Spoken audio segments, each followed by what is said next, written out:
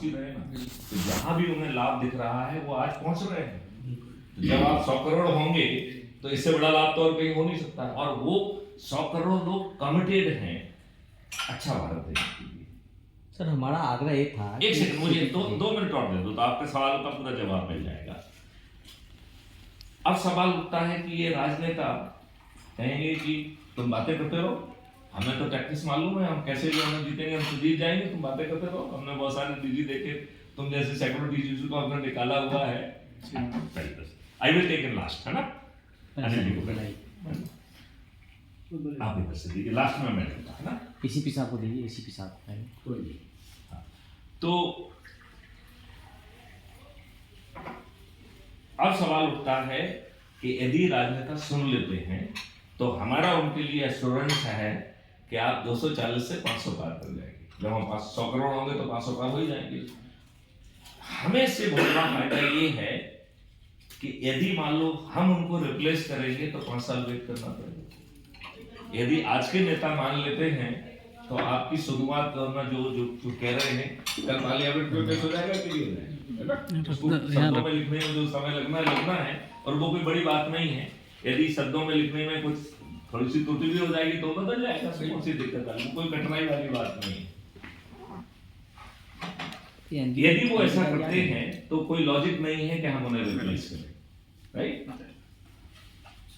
आप तक वो इसलिए नहीं कर रहे थे कि उनके ऊपर कोई प्रेशर नहीं था। चीनी है यहाँ तक बहुत सारे लोग देखिए, अब जो राजनेता है वो भी बड़ा परेशान रहता है, राइट? उसकी जिंदगी बड़ी कठिन होती है। मालूम कितने लोगों को चमचीगिरी करता है, कितने लोगों की वो तपस्या करता है, कितने लोगों की आराधना करता है।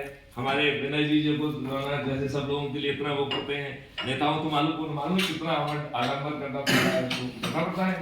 तब बड़ी मुश्किल से उनको टिकट मिलता है और टिकट कब कौन काट दे इसका भी भरोसा नहीं। फिर कई बार उन्होंने टिकट के एवज में करोड़ों रुपए देना पड़ते। अच्छा, और इसके बाद में दारू बांटना, पैसा बांटना, साड़ी बांटना, और फिर जीतेंगे कि नहीं जीतेंगे इस बात की गारंटी नहीं। भाई 200 इतने में से 240 ही तो जीत पाए है कि नहीं? तो जीतेंगे कि नहीं जीतेंगे इस बात की गारंटी नहीं है, राइट? तो यदि आज के राजनेता क्राइम फ्री भारत को ज्वाइन कर लेते हैं तो उन सबके प्रभाव से मेरिट लिस्ट में कौन आएंगे? वही आएंगे कि नहीं आएंगे? उनका भी काम पूरा हो, मेरा भी काम पूरा हो गया, है ना? सर हमारा एक मानना है, एक मुझे 1 मिनट और। अब सवाल है कि यदि राजनेता नहीं मानते हैं और राजनेता तब तक नहीं मानेंगे, बेटे थोड़ा सा तो यदि राजनेता नहीं मानते हैं और राजनेता जब तक नहीं मानेंगे जब तक कि उनका विकल्प जो है ना उन्हें लगे कि उनके पास मानने के अतिरिक्त और कोई विकल्प नहीं, तब राजनेता क्यों मानेंगे आपकी बात? उन्होंने इतनी सारी चीजें करके रखी हैं, वो ज्यादा विश्वास करेंगे कि आपको बाधित करेंगे। तो ये मॉडल का क्रक्स आ रहा है। मॉडल का क्रक्स ये है कि तब ऐसे 543 लोग जो भागीरथी प्रयास करके इस संख्या को 100 करोड़ तक पहुंचाएंगे, उन्हें हम चंद्रगुप्त कहेंगे। ये सतनाल कथा के अध्याय में भी कहा गया कि फिर मैं आपको बताता हूं कि किसके साथ क्या हुआ। तो 543 ऐसे लोग जिन्होंने सबसे अधिक लोगों को जोड़ा गया था, उन्हें चंद्रगुप्त कहा गया। उनके पास खुद एमपी का टिकट चल के पहुंचा और फिर 100 करोड़ लोग जिन्होंने संकल्प लिया था अच्छे भारत का, उन्होंने छत पर चढ़कर थाली बजाकर दीपक जलाकर संकल्प लिया कि हम विजयी बनाएंगे अपने चंद्रगुप्तों को। और फिर पूरे 543 चंद्रगुप्त बिना किसी के दरवाजे पर वोट मांगे जीत गए। और उनमें से जो 82 लोग थे जो सबसे ऊपर थे जोड़ने वालों में, उन्हें महाचंद्रगुप्त कहा गया और वो सब केंद्रीय मंत्री बने। तो उन्हें केंद्रीय मंत्री बनने के लिए किसी की चाटुकारिता नहीं करना पड़ी। तो उन्होंने कहा कि साहब जो है ना, कहीं के लंगूर कहीं के कोई भी बन जाएगा तो फिर इस महायज्ञ को पूरा कौन करेगा? बोले उसकी जरूरत ही नहीं है। बोले क्यों? बोले मॉडल्स बनी हुई है, टेक्नोलॉजी बनी हुई है, सब भारत में इतने सारे सैकड़ों हजारों लोग हैं जिन्होंने अपने अपनी विधा में जिंदगी लगा दी है। कोई जो है केमिकल्स के विरुद्ध लड़ाई कर रहा है, कोई पेड़ों लगाने की बात कर रहा है, कोई गौ रक्षा की बात कर रहा है। तो ऐसे महारथियों की कमी नहीं है। 21 महालक्ष्य के ऐसे महारत्नों को खोज कर टास्क फोर्स का हिस्सा बना दिया जाएगा और मॉडल और टेक्नोलॉजी जो बनी हुई है पहले उनको सौंपी जाएगी कि भाई साहब आप इसको एग्जामिन करो, आपके जो विचार बनेंगे उसके आधार पर पहला रिफाइनमेंट करेंगे। इसके बाद जो है सब्जेक्ट एक्सपर्ट से 15 दिन तक लाइव हो रही है चर्चा, तो उससे जो निष्कर्ष निकलेंगे तो दूसरी डिग्री का रिफाइनमेंट होगा और फिर तीसरा 45 दिन तक पब्लिक के साथ लाइव चर्चा होगी। तो ये जो चर्चाएं चल रही हैं सब लाइव हो रही हैं, तो कम से कम पब्लिक को इतनी बात तो समझ में आ जाएगी कि साहब इसमें गड़बड़ी क्या हो सकती है। तो जो पब्लिक की शंकाएं कुशंकाएं हैं और जो सुझाव हैं उन्हें कैप्चर करके तीसरी डिग्री का रिफाइनमेंट होगा और भविष्य में इसी परिपाटी का पालन हो। इसलिए जो पार्लियामेंट्री रूल जो आप कहते हैं ना, रूल क्रमांक फलाने के तहत बहस हो रही है, वो सब बदल दिए जाएंगे। पार्लियामेंट में कोई भी कानून सीधे पेश ही नहीं किया जा सकेगा, उसे चर्निंग से निकलना पड़ेगा। इससे भारतवासियों की बहुत बड़ी रक्षा होने वाली है। आज यदि मैं इंटरनेशनल इन्फ्लुएंस को यदि रखता हूं, जिसको श्रीमती गांधी कहती थी विदेशी हाथ, तो वो विदेशी हाथ यदि पार्टी हाई कमांड को ब्लैकमेल करने की स्थिति में है तो आज की स्थिति में जो कानून चाहो वो पारित हो जाएगा। एमपी को और एमएलए को कुछ लेना देना नहीं है, उनको पार्टी ग्रिप से बंधे हुए हैं। तो ये जितनी भी समस्याएं हैं उन समस्याओं का समाधान भी है। मतलब जो दूसरी समस्या है जिन पर अपन चर्चा नहीं कर रहे हैं, उसका समाधान भी है। तो मॉडल्स और टेक्नोलॉजी ऑलरेडी बनी हुई हैं। मैंने खुद उसके लिए 12 स्मार्ट इंडिया हैकाथॉन की हुई है और गैप कोई बड़ी प्रॉब्लम नहीं है। यदि इंटेंशन है तो गैप फिल हो जाएगा कि नहीं होता है। अब अनिल जी सवाल ये उठता है कि इस बात से आप कहाँ तक सहमत हैं, और मालूम नहीं विनय जी ने आप उस ग्रुप के सदस्य बने, नए ग्रुप में?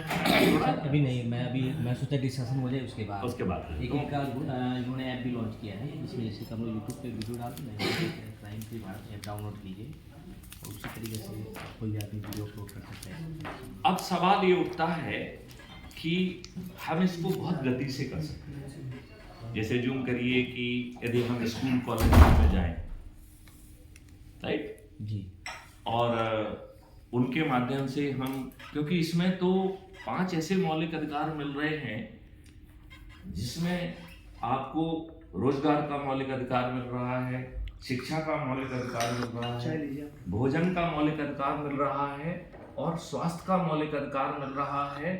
और उन लोगों को भी मिल रहा है जिनके खीसे में पैसा नहीं है, और उनके खीसे में पैसा नहीं होने के बाद उन्हें कैसे मिलेगा, जब हम कह रहे हैं कि कोई भी चीज मुफ्त में नहीं मिलेगी, नो फ्री। तो इसको उनको मिलने के लिए एक और कॉन्सेप्ट जोड़ा गया है जिसको हम पहले कॉस्ट सेटलिंग डेबिट अकाउंट कहते थे। अभी 2-3 दिन से मैंने उसका नाम बदल के उसको कल्प वृक्ष अकाउंट नाम दे दिया है। तो हर किसी के पास एक कल्प वृक्ष अकाउंट होगा। जब आपके पास ऐसा नहीं है तो आपको जो हम फंडामेंटल राइट दे रहे हैं उससे रिलेटेड सब भुगतान अपने आप हो जाएंगे, राइट। और सिस्टम आपके पास पहुंचेगा या आपको सिस्टम किसी संस्थान में बुलाएगा और आपसे ये नहीं पूछेगा कि भाई साहब आपके ऊपर इतना कर्जा हो गया, कब तक देंगे, वो नहीं करेगा।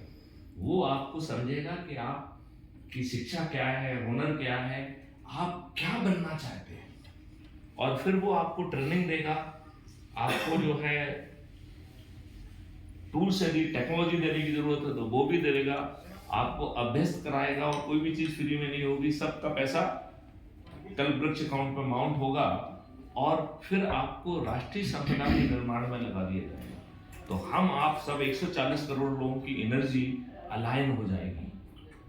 कितनी राष्ट्रीय संपदा निर्माण होगी, और जितनी राष्ट्रीय संपदा निर्माण होगी उतनी भारत विकास निधि निर्मित होगी। आप बताइए, आज जो आप नोट छाप रहे हैं उसका कोई प्रमाण नहीं है। पहले जितने नोट छापते थे उसके इक्विवेलेंट गोल्ड रखा जाता था, राइट। तो आज आप किस आधार पर नोट छाप रहे हैं? यहाँ पर भारत विकास निधि निर्मित हो रही है जितनी की आप राष्ट्रीय संपदा निर्माण कर रहे हो। तो यदि आपने एक यूनिवर्सिटी बनाई है और 1000 करोड़ की है, तो 1000 करोड़ का जो ना राष्ट्रीय संपदा का जो ना भारत विकास निधि निर्मित होगी। अब केवल कितना फर्क पड़ रहा है, इसमें आपको पैसा पहले चाहिए और फिर वो हो रहा है, उसमें जैसे ही आप उस राष्ट्रीय संपदा को अनुमोदित करोगे उतना पैसा पैदा हो जाएगा, सबको बांटने के लिए पैसा है ना आपके पास। अब बताइए, इसमें मैंने कोई भी ऐसी बात कही हो जो इम्प्रैक्टिकल हो और डुएबल ना हो? नहीं सर, वो आपने बहुत बढ़िया बोला। नहीं, प्लीज देखो, ये मत कहिएगा कि भाई मैं कह रहा हूँ, मैं डीजी हूँ, मैं यदि कोई बात क्रिटिसाइज करूंगा तो साहब को बुरा लगेगा। देखो, बुरा करने से काम नहीं चलेगा। नहीं आपने यदि हम जो है ना उस पर खुद क्रिटिसाइज करेंगे तो जो दूसरा क्रिटिसाइज कर रहा है उसके पहले उसका समाधान आ जाए। हो सकता है आप कोई ऐसी बात कहें जिसमें मेरा ध्यान नहीं गया हो, आप बता देंगे तो उसका समाधान आ जाएगा। अब बताइए, इस देश के 140 करोड़ लोगों को रोजगार देने के लिए, समृद्ध बनाने के लिए धन बाधा बनेगा क्या? क्या कोई चीज बाधा बनेगी? तो फिर दिक्कत क्या? सर थोड़ा सा हम चाहेंगे कि सिटीजन सेतु जो सर का फाउंडेशन है, और सिटीजन सेतु और क्राइम फ्री भारत कैसे मिलकर काम कर सकते हैं, क्योंकि जितने भी पॉलिटिकल आपने बिल्कुल सही बात कही। देखो, ये दो अलग अलग डायमेंशन है जी। ये है कि जब 100 मन तेल होगा तो राधा नाचेगी, इसका मतलब है कि आप 100 करोड़ होंगे तब राधा नाचेगी, उसके पहले नहीं रात से बात। राइट? आपका ये है कि क्या जो है हम आज लोगों को रिलीफ दे सकते हैं जी, और जिस पे आप लोग काम कर रहे हैं। तो क्राइम फ्री भारत मॉडल उस समाधान की बात भी करता है। वो क्या कह रहा है कि आप जगह जगह पर लोग अपने घर में ही एक कमरे को क्राइम फ्री भारत का जो है ना दफ्तर कह दें। राइट? आप जिस मान लो आप वकील हैं, आप ही अपना 1 घंटे का समय दान कर दें कि साहब इतने बजे से इतने बजे तक कोई भी व्यक्ति हमारे पास आ जाए। राइट? क्राइम फ्री भारत की अपनी अप्रूव्ड स्टेशनरी पर जिस व्यक्ति को कार्यालय में किसी को ऑथराइज सिग्नेटरी कर दिया जाएगा। आज की मेन प्रॉब्लम ये है कि जिसका जो दायित्व है वो पूरा नहीं कर रहा है। पुलिस का दायित्व है कि एफआईआर दर्ज करे, वो दर्ज नहीं कर रहा है। पुलिस का दायित्व है कि वो ठीक ढंग से इन्वेस्टिगेशन करे, वो कर ही नहीं रहा है। तो अभी सब उल्टा सीधा है। इन सबको जमीन पे उतारने के 4 बड़े बड़े तरीके हैं। पहला तरीका है कानून का। कानून का तरीका है कि 154(1) में एसएचओ की जिम्मेवारी है। तो सबसे पहले लेटर उनके पास पहुंचेगा कि भाई साहब, और उनको ये भी बताया जाएगा कि 39 सीआरपीसी ने हमारे ऊपर ये जिम्मेवारी डाल के रखी हुई है। कानून में हम सबके ऊपर जिम्मेवारी है। We are all police officer, आपको मालूम ही नहीं है। पुलिस ऑफिसर के कितने काम होते हैं? एक तो अपराध का मालूम पड़े तो उस पर कार्रवाई करें, यही। दूसरा होता है कि अपराधी को गिरफ्तार करें, यदि छोटा वाला है तो आप गिरफ्तारी में मदद करें, यही सब आपके ये सभी अधिकार हैं।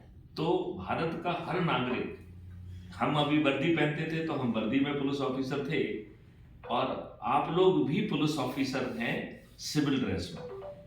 इसके लिए कानून में 39 सीआरपीसी का एक सेक्शन है जो हम सब पर जिम्मेवारी देता है कि यदि हमारे संज्ञान में कोई कॉग्निजेबल ऑफेंस आता है तो उसे रिपोर्ट करना हमारा हक है।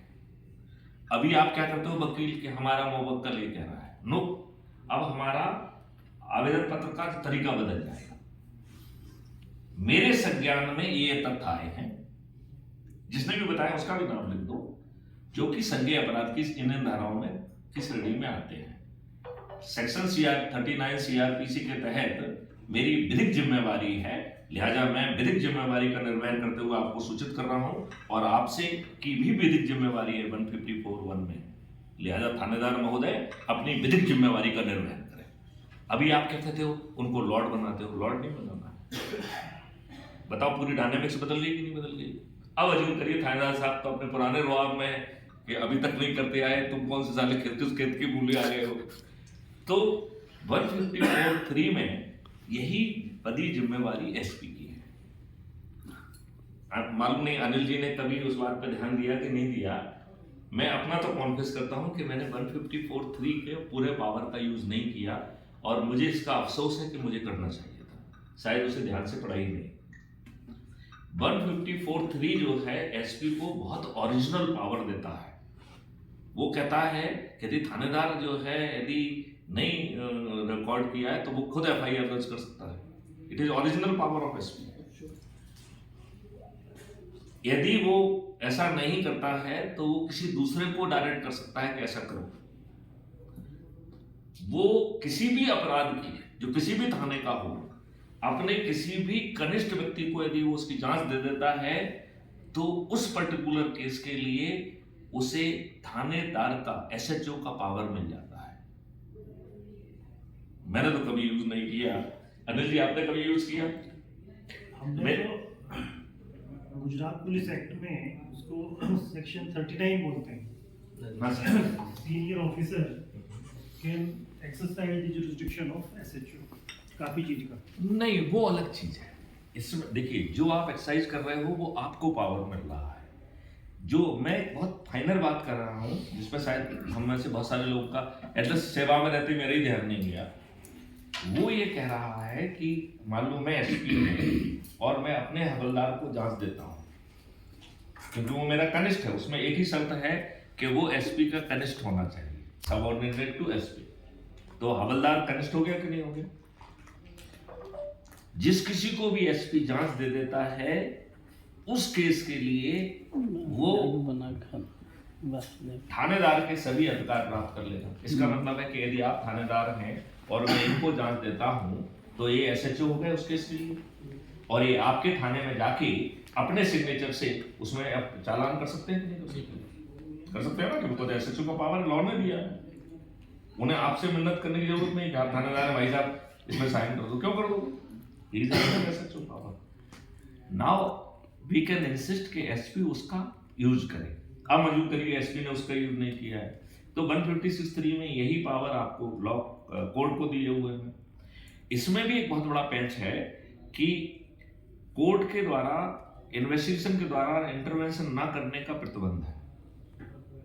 यदि 156(3) के विंडो के माध्यम से कोई ऑफेंस रजिस्टर हुआ है तो वो मजिस्ट्रेट या जज उसको पावर ऑफ सुपरविजन मिल जाता है।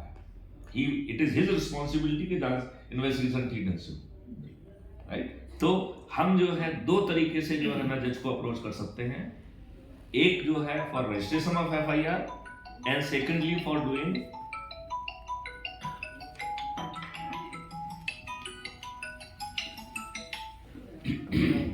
मैं जो है ना मैं मुझे देख लेंगे।